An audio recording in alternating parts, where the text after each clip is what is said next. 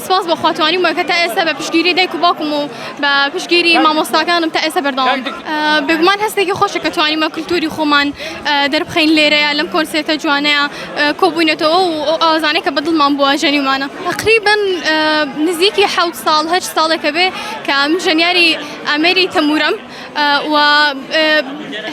تقریبا لە 2005ەوە ئەم گروپەمان هەیە ئێمە ئیتر ئەندامەکانی نزیکی بۆ 6 کەسێکە بن بەڵام ئێستا لەبەر هەنێک بارودۆخ ئەوەنەمان ماوینێتەوە لە مامۆستاکەمەوە مامۆستا شەماڵ نزیکی هەمومان لەوە فێری ژەنی ئامێری تەمورە بوون بەگشتی حەزمان لە هەموویانە هەموو ئاوازەکان چێژێکی تایبەتی خۆی هەیە ناتوانانی بڵێ شتێکی دیاری کراو تا چەند چێژ لە ئاوازە کوردیەکان دەبینیت تا ڕادێکی زۆر بەڵێ بێگومان وەکو چۆن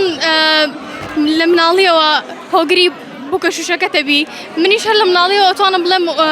هۆگری ئەم تەمورەی دەستم بووم و سپاس بۆ خواتوانیمەوە کە تا ئێستا بە پشتگیری دایک و باوکم و بە پشتگیری مامۆستاکانم تا ئێستا بەردەوام